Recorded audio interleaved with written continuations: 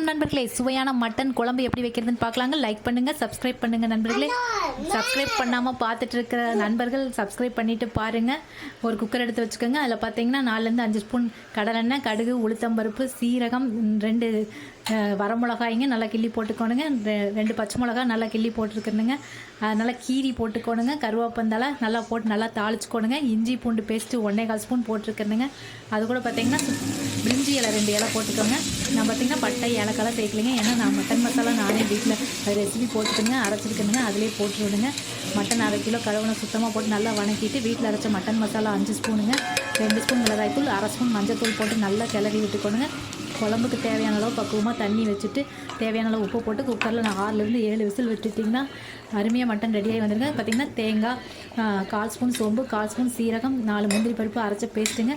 வெந்ததுக்கப்புறமா கொழுப்பு கடைசியில் சேர்த்தோணுங்க. அப்போ தாங்க கொழுப்பு எண்ணெய் பிரியாமல் நல்லா வெந்து வருங்க. தேங்காய் பேஸ்ட்டு சேர்த்து நல்லா ஒரு கொதி நல்லா வெந்து வரோன்னு இறக்கிடலாங்க. உப்பு பார்த்திங்கன்னா நம்ம மட்டன் வேகம் குக்கர்லேயே போட்டுக்கோணுங்க. லைக் பண்ணுங்கள், சப்ஸ்கிரைப் பண்ணுங்கள்.